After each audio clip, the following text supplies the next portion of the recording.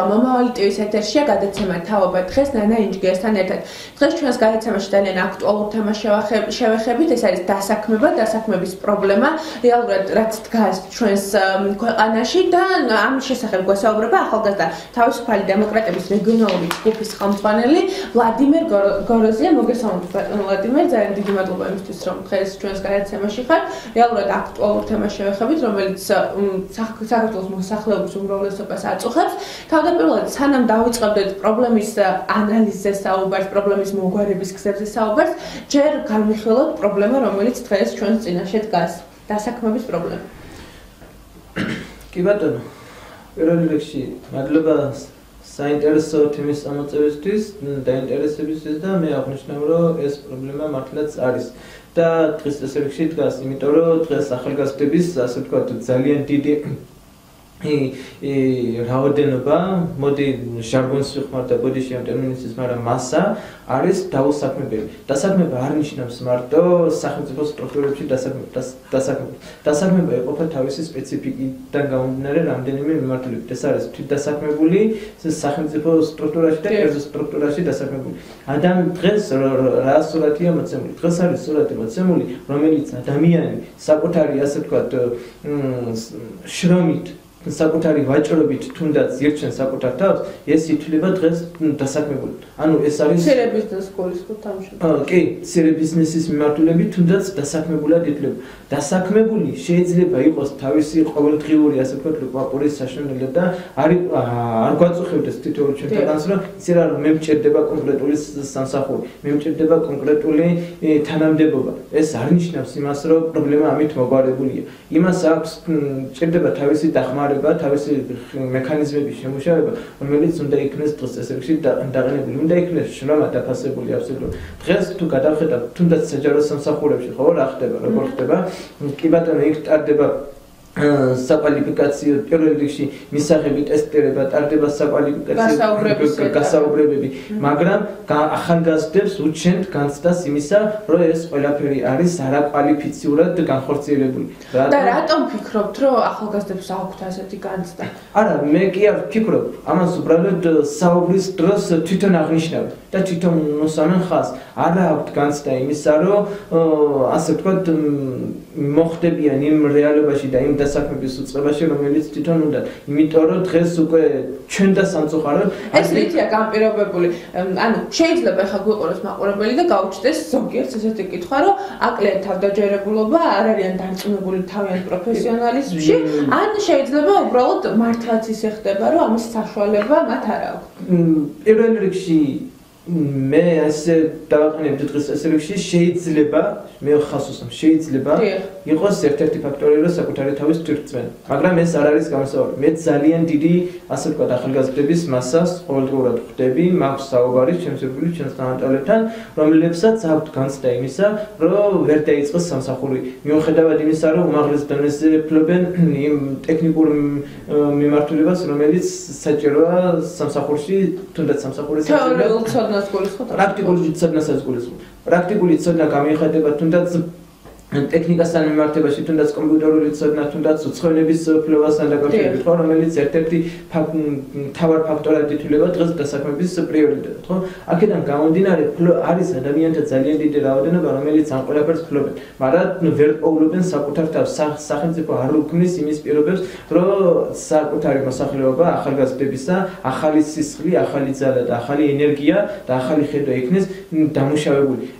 ჩემს სამწუხაროდ დღეს სახელმწიფო პოლიტიკა და სახელმწიფო ხელისუფლების მხრიდან ტარდება ესეთი მიდგომა, რომ შენ თუ არ ახარ ჩვენი ინტერესების გამტარებელი, შენ თუ არ ახარ ჩვენი ინტერესების დამცველი, შენ დღეს სამსახურს ვერ პოულობ. ანუ თქვენ გინდათ რომ პოლიტიკური ნიშნით ხდება? კი ბატონო, ხდება ესეთი მიმართულებებიც და არაერთი თუნდაც ჩვენ არაერთი საჯარო საინფორმაციო საშუალებით გვსმენია და გამხდარვართ მოწმე იმისა, რომ ძალიან დიდი მასა ყოფილა გაიარა ყველა ეტაპი, მაგრამ ვერ დასაქმდა რატო? იმიტომ რომ იქ ვიღაცა აღმოჩნდა ნათესავი, ანუ ნეპოტიზმთან დაკავშირებით. ხო, შეიძლება უბრალოდ ესე ვთქვათ, ესეთი დამოუკიდებლობა გაუჩნდეს მაყურებელს და დაისვას აქვე კითხვა, რომ მაღალ კონკურენტუნარიან გარემომ განაპირობა ზუსტად ის, რომ მათ ვერ შეძლეს სამსახურის დაწყება იმ პოზიციაზე, რაც სურდათ.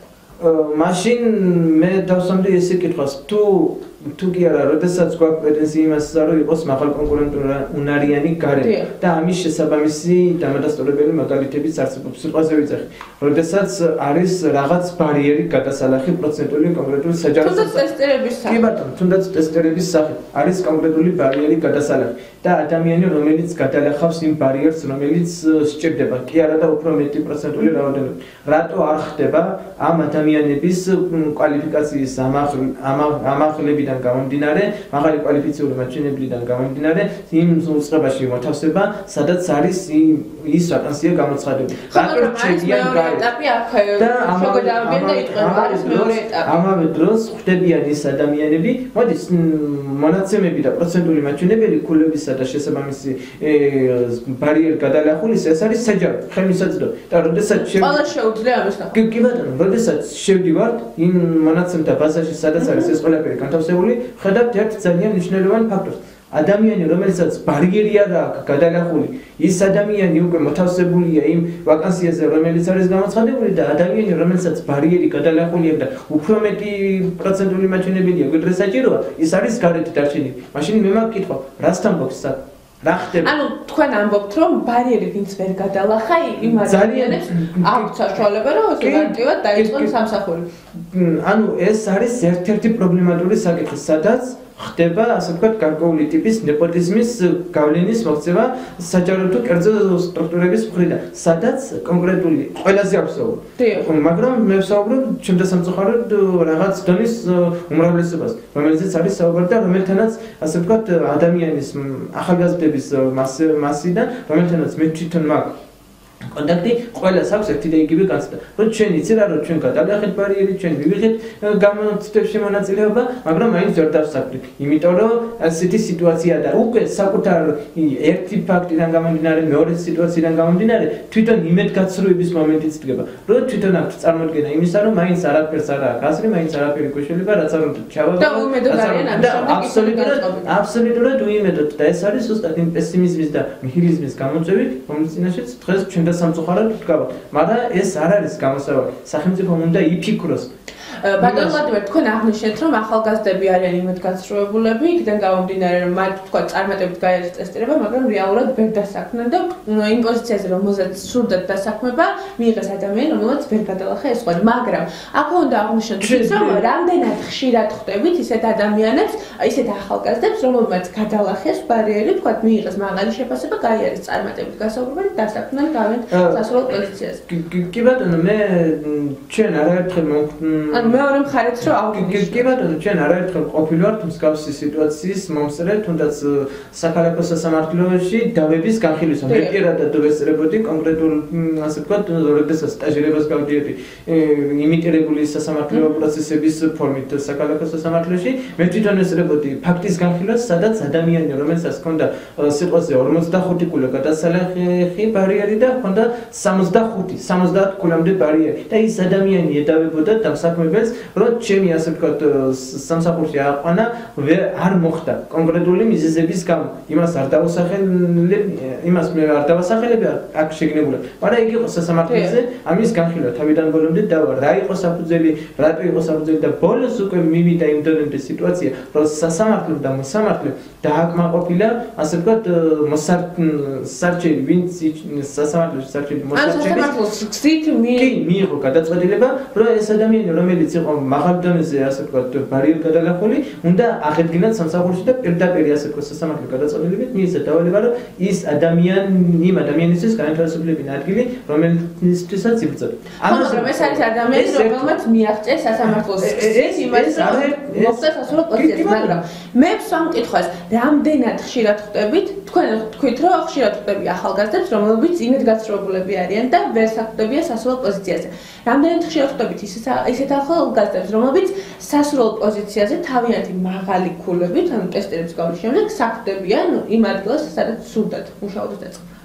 ну, არის ეგეთი ადამიანებიც, მე ახლა სიმართლე რო გითხრა, რომ პროცენტული რამდენი პროცენტული მაჩვენებელი ახლა რამდენზეა, ნამდვილად ვერ იმას ვიზამ, იმიტომ რომ იქ როდესაც ხდება მსგავსი ტიპის დღეს ესე იგი და ასე ვთქვათ, მიმართულება და დასაქმების პროცესი, მან დააქვს იმ გარდა იმისა, რომ ტესტერების გავლისა, იქ უკვე არის შემდეგი ეტაპები, იქ არის გასაუბრება, იქ არის ფსიქოლოგიური მომენტი, ან დასაქმების სფეროს გააჩნია. რამდენიმე ეტაპისაგან შედგება. რამდენიმე ეტაპისაგან შედგება, მაგრამ მე ვსაუბრობ იმ სეგმენტზე, რომელსაც ამ ეტაპების გავლის საშუალება თავიდანვე არ ეძლევა, გარდა ერთისა, რომ მივიდნენ და გაიარონ ეს ტესტირება. რაც შეეხება ამასთან დაკავშირებით კიდევ ერთ ფაქტორს მინდა გავუსახაზი. ახალგაზრდებში არის პრობლემა. მე როდესაც წავედი უნივერსიტეტში და როდესაც ვიყავი სტუდენტი, ძალიან ბევრისგან მსმენია, რომ აი მე რა მინდა ამ პროფესიაზე, არ მინდა ეს პროფესია, არ ვსწავლებ, ანუ პროფესიის არჩევის პრობლემაც არის. სახელმწიფომ უნდა იზრუნოს იმაზე, რომ ხელი შეუწყოს პროფესიული სასწავლებლების განვითარებას, პროფესიული სასწავლებლების გახსნას, უფრო მეტად დაინტერესება და უფრო მეტი რესურსების ამ მიმართულებით ბოლო პერიოდში განსაკუთრებით აქტიურად ხდება, თქვათ იგივე პროფესიული სხვადასხვა დაწესებულების სასწავლებლების გახსნა. მე მაინტერესებს თქვენი პოლიტიკური პარტიის ხედვა ამ პროფესიულ სასწავლებელს დაკავშირებით და კონკრეტული ნაბიჯები, რა ნაბიჯები უნდა გადადგას? კერძოდ ჩვენ თავისუფალი დემოკრატები პროფესიულ სწავლებასთან დაკავშირებით ზოგადად საგანმანათლებლო პროექტთან დაკავშირებით ახლა ჩვენ მიმდინარეობს ჩვენი პროგრამის შემუშავება სრულყოფილად, ანუ რა მიმართულებით და ჩვენი ერთ-ერთი მთავარი პრიორიტეტი ეს იქნება პროფესიული სწავლის დონის ამაღლება. ინფორმირება მოსახლეობის, თვითცნობიერების ამაღლება და საკუთარ თუნდაც სასკოლო პერიოდიდან მოყოლებული, ხო?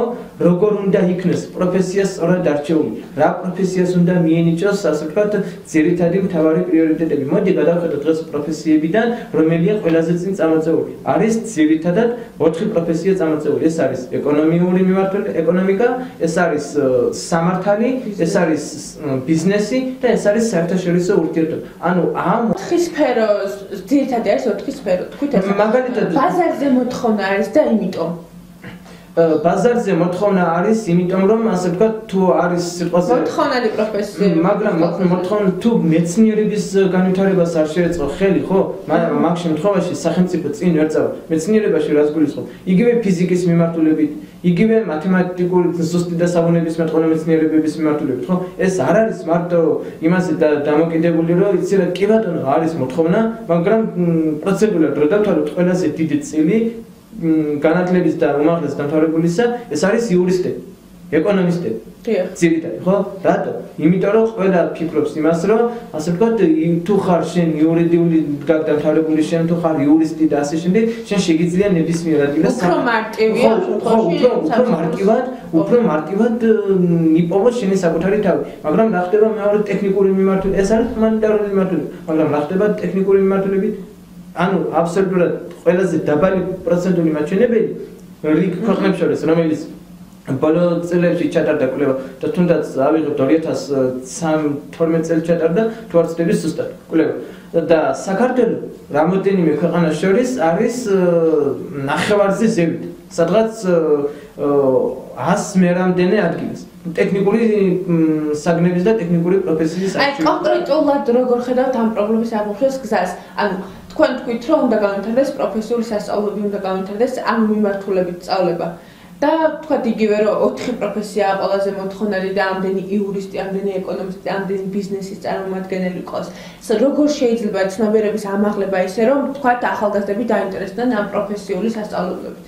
ამისთვის უნდა იქნეს პირველ რიგში ინფორმაცია გასაგებია რომ მივაწოდოთ ინფორმაცია და აუმაღლოთ ცნობიერება. ძალიან ცოტა დრო გრჩება და ეს თვითონ არა მარტო ინფორმაციის მიწოდება, არამედ უნდა იქნეს სატელევიზიო რეკლამები მომზადებული ამასთან დაკავშირებით, უნდა იქნეს საჯარო განხილვები, დისკუსიის თემა, უნდა იქნეს თვითონ მხარეები მოწეული, განათლების ექსპერტები ჩართული ამ საკითხებში, რა ხდება დაუშვათ რის საფუძველზე რა ვზღებულობთ, რა შედეგს მივიღებთ, ხო? ეს ყველაფერი არის თემატიკა, სადაც ერთობლიობაში უნდა იქნეს განხილვები და არა მარტო რომელიმე მათგან მათგანიც ცალ-ცალკე, იმიტომ რომ ჩვენ თუ გვინდა საერთო ფასეულებაზე და ღირებულებაზე დავაფუძნოთ სახელმწიფო და მივიღოთ განათლებული თავობა, პირველ რიგში, ასე ვთქვათ, მთავარი პრობლემა ეს არის განათლების ასე ვთქვათ, ხარისხის უქონლობა სახელმწიფოში, ხო? და პირველ რიგში, რამდენია დღეს საქართველოს სახელმწიფო ბიუჯეტში განათლების პროცენტული მაჩვენებელი, თუ მეტყვით? ანუ ეს არის ყველაზე დაბალი პროცენტული მაჩვენებელი, 1 რაღაცა. და ჩვენ როდესაც მოვართ ხელისუფლებაში, თავისუფალი დემოკრატიებით დარწმუნებული ვარ, აუცილებლად მოვართ. ჩვენ ვაპირებთ ასე ვთქვათ განათლების პროგრამის განხორციელებას და თავისი ბიუჯეტის მაღალ პროცენტზე აყენს. დაახლოებით 5%. დასაგებია თქვენი პოზიცია. მადლობა რომ დღეს ჩვენ გადაცემის სტუმარი იყავით. მე მომავალ შეხვედრამდე გამშვიდობებით, დროებით.